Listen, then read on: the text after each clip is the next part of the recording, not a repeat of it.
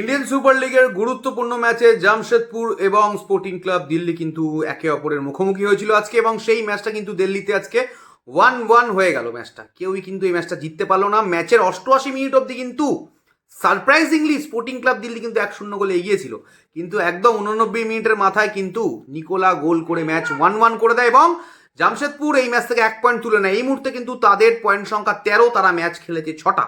উল্টো দিকে মোহনবাগানের পয়েন্ট সংখ্যা কিন্তু 13, কিন্তু তারা ম্যাচ খেলেছে 5টা এবং গোল ডিফারেন্সে মোহনবাগান অনেকটাই এগিয়ে রয়েছে। সেই জন্য কিন্তু এই মুহূর্তে মোহনবাগান সুপার জায়ান্ট লিগ টেবিলের 1 নম্বরে রয়েছে। কালকে মোহনবাগান খেলতে চলেছে তাদের এই সিজনের আমি বলবো সবচেয়ে গুরুত্বপূর্ণ ম্যাচ এগেনস্ট মুম্বাই, হোম গ্রাউন্ডে। কালকে যুবভারতীতে সন্ধ্যে 7:30 থেকে মোহনবাগান সুপার জায়ান্ট বনাম মুম্বাই সিটি এফসির ম্যাচ রয়েছে এবং মুম্বাই সিটি এফসিও কিন্তু এই মুহূর্তে লিগ টেবিলের 3 নম্বরে রয়েছে, অর্থাৎ 1 বনাম 3। মুম্বাই সিটির কিন্তু পয়েন্ট সংখ্যা 11, তারা ম্যাচ খেলেছে 5টা। সমান সংখ্যক ম্যাচ খেলেছে মোহনবাগানের মতোই, এবং এই দুটো টিম কিন্তু এই সিজন এখন অব্দি আনবিটেন। 3টে টিম আনবিটেন রয়েছে, মোহনবাগান, এফসি গোয়া এবং মুম্বাই। পিটার ক্র্যাটকি বনাম সার্জিও লোবেরা, এবং এই যে হাই প্রেসিং ফুটবল আমরা সবসময় পিটার ক্র্যাটকির দেখি, অ্যাটাক অ্যাটাক অ্যাটাক, সেইটাকে কিভাবে কাউন্টার করবে সার্জিও লোবেরা। এবং আগের ম্যাচে যেভাবে তারা বেঙ্গালুরুর সামনে গিয়ে তারা পয়েন্ট লস করেছে, প্রচুর সুযোগ তারা গোলের সামনে ক্রিয়েট করেও তারা 1:1 চান্সও মিস করেছে এবং সেখান থেকে তারা পয়েন্ট ফেলে এসছে। সেই জায়গায় সব কিছু নিয়ে আজকের এই ভিডিওটা, এবং ডেফিনেটলি সবাইকে ওয়েলকাম বেঙ্গলি স্পোর্টস ব্লগের নতুন একটি ভিডিওতে। আজকের এই ভিডিওটা তোমাদের প্রত্যেককে বলে একদম স্কিপ করবে না। ছোট ভিডিও হবে, 10 মিনিটের ভিডিও, 10-12 মিনিটের ভিডিও হবে। পুরোটা দেখো, তাহলে পয়েন্ট টু পয়েন্ট একদম বুঝতে পারবে কোন কোন ম্যাচ আপসগুলো কালকের ম্যাচে খুব ভাইটাল হতে চলেছে, কোন কোন জায়গাতে উইকনেসগুলো মুম্বাইয়ের কোথায় রয়েছে, মোহনবাগানের কোথায় রয়েছে, কোন কোন জায়গায় স্পেশালি মুম্বাই স্ট্রং পয়েন্টগুলো কোথায় রয়েছে, সেটা নিয়ে আজকের এই ভিডিওতে কিন্তু আমরা ডিসকাস করতে চলে। শুরুতেই যেটা বলছিলাম, আগের ম্যাচে মোহনবাগান সুপার জায়ান্টের সব করেছে মোহনবাগান সুপার জায়ান্ট, প্রচুর চান্স ক্রিয়েট করেছে, কিন্তু সেই চান্সগুলোকে তারা কনভার্ট করতে ব্যর্থ হয়েছে, যেটা খুব গুরুত্বপূর্ণ ফুটবলে বলে আমার মনে হয়। মোহনবাগান সুপার জায়ান্ট টিমটার এগেনস্ট বেঙ্গালুরু কন্ট্রোল ছিল, কিন্তু একটা টিমের জেতার জন্য যে কিলিং ইনস্টিংক্টটা দরকার হয়, সেইটা কিন্তু আগের ম্যাচে এই মোহনবাগান সুপার জায়ান্ট টিমের মধ্যে কিন্তু দেখা যায়নি। আমরা বারবার দেখেছি ফাইনাল থার্ডে গিয়ে মোহনবাগান সুপার জায়ান্টের প্লেয়ারদের পুয়ার ডিসিশন মেকিং কিন্তু তাদেরকে আগের ম্যাচে পয়েন্ট লস করতে সাহায্য করেছে, বা তাদের পয়েন্ট লস করার কারণ কিন্তু এইগুলো। আমরা যদি মুম্বাই টিমটার কথা বলি, মুম্বাই টিমটা কিন্তু ফাস্ট ট্রানজিশন এবং ক্লিনিক্যাল ফিনিশিংয়ের জন্য কিন্তু পরিচিত এই মুম্বাই টিমটা। এবং যদি এক কথায় বলি, আমি যদি ওয়ান লাইনারে বলি, তাহলে আমাদেরকে এইটুকু বলতে হবে যে এটা কিন্তু শুধুমাত্র একটা 3 পয়েন্টের ম্যাচ নয়, একটা সিজন ডিফাইনিং ম্যাচ হতে পারে এই ম্যাচটা। কারণ এই ম্যাচটা যদি মুম্বাই জিতে যায়, তারা কিন্তু টপ অফ দ্য টেবিল চলে যাবে। উল্টো দিকে মোহনবাগান যদি এই ম্যাচটা থেকে 3 পয়েন্ট পায়, তারা কিন্তু অনেকেরই ধরা ছোঁয়ার বাইরে চলে যাবে, একদম ওপরে চলে যাবে 16 পয়েন্ট নিয়ে। ম্যাচটা ড্র করতে পারলেও মোহনবাগানের জন্য কিন্তু রেজাল্ট খুব একটা খারাপ আমি কিন্তু বলবো না, তবে হোম ম্যাচ সবসময় একটা দল কিন্তু জেতার জন্য যায়। এবার যদি আমরা দুটো কোচের ট্যাকটিক্স নিয়ে একটু ছোট্ট করে আলোচনা করে নিই। সার্জিও লোবেরাকে তোমরা লক্ষ্য করবে ছোট ছোট পাসে কিন্তু পিছন থেকে, যেটাকে আমরা build up from the back বলে থাকি, সেইখান থেকে কিন্তু আস্তে আস্তে বিল্ড করে।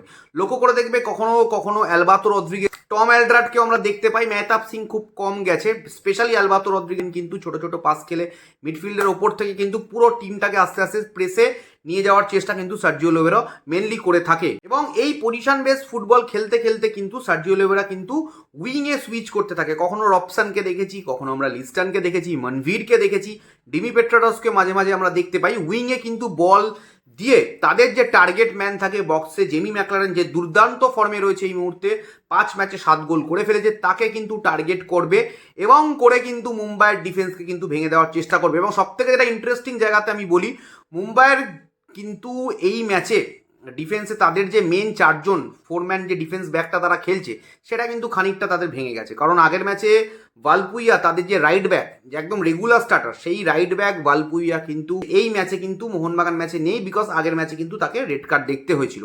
মোহনবাগানের লেফট উইংয়ে কে স্টার্ট করবে সেটা নিয়ে একটা প্রশ্নচিহ্ন রয়েছে। লিস্টান স্টার্ট করবে না রবসান স্টার্ট করবে, আই এম নট শিওর যে রবসান স্টার্ট করবে কিনা। রবসান একটা ইঞ্জুরি থেকে আসছে, রবসান অবশ্যই কালকের ম্যাচে স্কোয়াডে থাকবে। রবসান যদি স্টার্ট না করে, তাহলে হয়তো লিস্টন বাদিকে স্টার্ট করতে পারে। আর রবসান যদি স্টার্ট করায় কোচ, সেটা মানে অবভিয়াসলি কোচের ওপর সিদ্ধান্ত রয়েছে, সেটা এই মুহূর্তে বসে এখানে কমেন্ট করাটা বোকামি হবে। তবে ডেফিনেটলি ভালপুইয়া না থাকাটা কিন্তু মোহনবাগান সুপার জায়ান্টের জন্য ডেফিনেটলি ইটস আ অ্যাডভান্টেজ।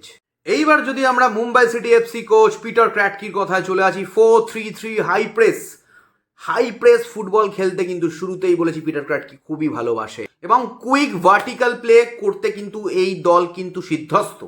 এবং আর একটা জিনিসও কিন্তু মাথায় রাখতে হবে, কাউন্টার অ্যাটাকে কিন্তু চলে যাচ্ছে, ঘাপা ঘাপ চলে যাচ্ছে ভাই কাউন্টার অ্যাটাকে। এবং সব থেকে যেটা ইন্টারেস্টিং, এইবারে কিন্তু এই টিমের একজন ভারতীয় তারকা উইঙ্গার, রাইট উইঙ্গার ছাংতে মহাশয় কিন্তু গোল স্কোরিং বুটটা খুঁজে পাচ্ছে। 3টি গোল কিন্তু তার নামে, আই গেস আমি যদি খুব ভুল না হয় 3টে গোল কিন্তু সে করে ফেলেছে। এবং ইন্ডিয়ান গোল স্কোরারদের মধ্যে আই থিঙ্ক সে 1 নম্বরেই রয়েছে এই মুহূর্তে। একটা কথা বলা যেতেই পারে যে লোবেরা কিন্তু বল দিয়ে মারতে চায় এবং পিটার ক্র্যাটকে কিন্তু স্পেস দিয়ে মারতে চায়। আমরা মোহনবাগান সুপার জায়ান্টের দু একটি উইকনেস নিয়ে এই জায়গাতে আলোচনা করব।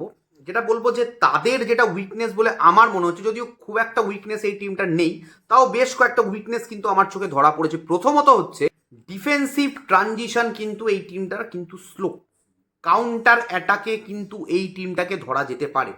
এবং এই টিমটার যে দুদিকের ফুলব্যাক, বাদিকে সুভাশিস বোস এবং ডান দিকে অভিষেক সিং যেভাবে উঠে যায়, সেই জায়গায় কিন্তু যে স্পেসটা ক্রিয়েট হয়, সেই জায়গায় কিন্তু বল যদি মুম্বাই সিটির প্লেয়াররা ফেলতে পারে সেই ফাঁকা স্পেসটাতে, সেইখান থেকে কিন্তু যেটা বলছিলাম যে হাই প্রেস ফুটবল খেলে পিটার ক্র্যাটকির ছেলেরা, সেই জায়গায় কিন্তু বলগুলো ফেলতে পারলে মোহনবাগান সুপার জায়ান্টের ডিফেন্সকে কিন্তু তারা প্রশ্নচিহ্নের মুখে ফেলে দিতে পারবে। আগের ম্যাচে ম্যাকলারেন এবং ডিমি পেট্রাডস গোলের সামনে যেরকম হেলায় সুযোগ হারিয়েছে, সেই সুযোগ হারালে কিন্তু এই টিমের এগেনস্টে, মুম্বাইয়ের এগেনস্টে কিন্তু চাপ আছে বস।